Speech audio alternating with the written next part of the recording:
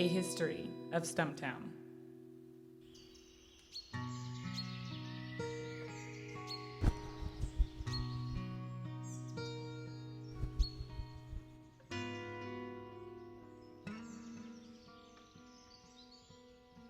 Once there was a very old stump.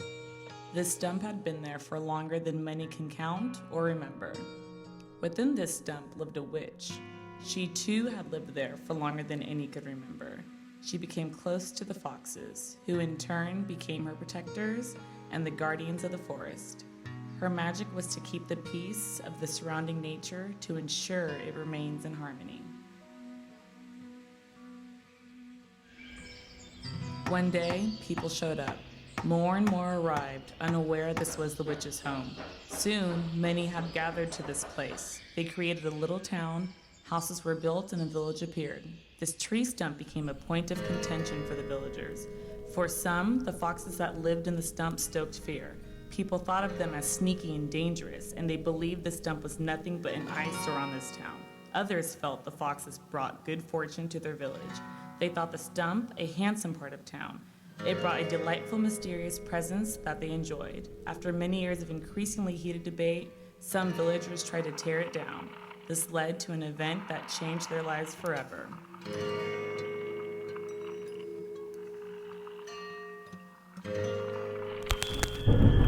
The villagers' tug-of-war ripped apart the stump. The witch emerged. She wailed and explained the argument between the villagers had now disrupted her ability to keep the peace. The town stood there scared of what was going to happen next. The witch told them that if they wished to continue to live on that land, that they must respect her home. She told them they must plant a seed that will grow into a tree. They must continue to water and look after the tree and find a way to share with each other and the other animals.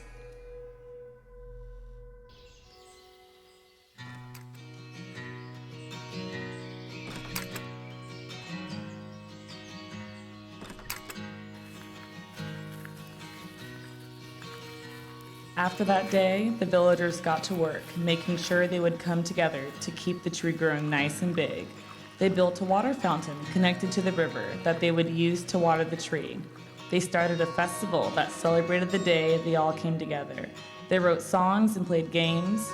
During that festival, they would scoop water from the fountain with whatever they had and take turns watering the tree. It became a joyous occasion.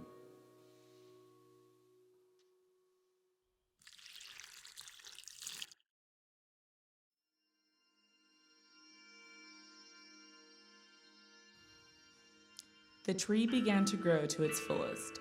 All the care the townspeople had given it helped it to grow big and full. Unfortunately, the village began to forget the story the witch had told them. They began to tell different individual stories to take credit. They began to debate over who was responsible for making it grow so big. These debates turned into arguments. Eventually, they stopped thinking about the tree and started to care less and less about helping each other and eventually forgot about taking care of the land altogether.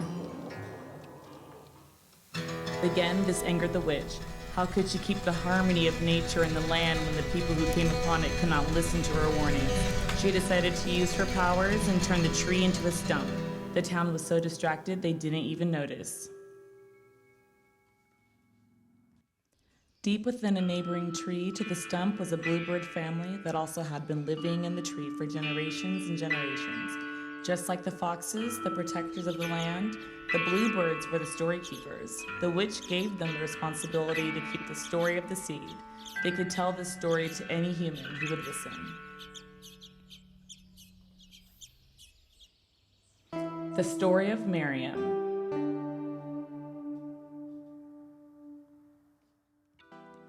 One day, a little bird flew down to a window to peek inside.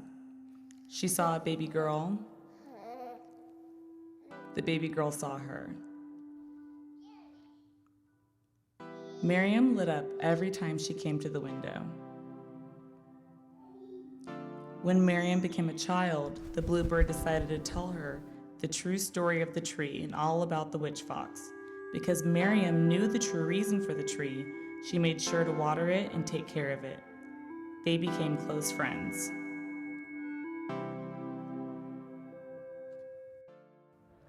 On one particular day, the town had become very crowded. There were people everywhere, being very noisy. Many were arguing loudly. The commotion made Miriam nervous as she was determined to make sure the tree was watered.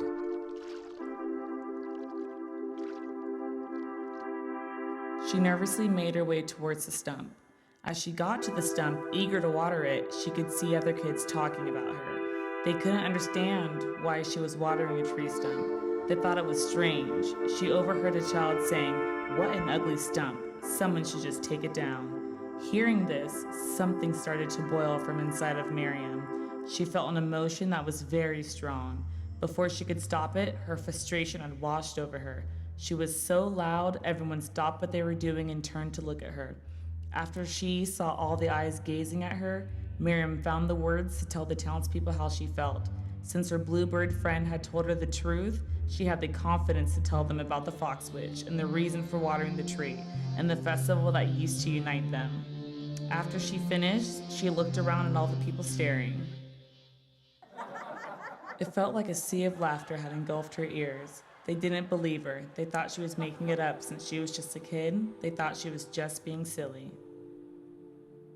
Miriam ran home, and it was that day she decided to keep it all to herself. She still felt she wanted to help her bird friend. She wanted to see the harmony that the blue bird had told her about before. Over time, the town only grew more bitter and selfish. When Miriam grew up, she had a son. It became important for Miriam to give the watering tradition to him.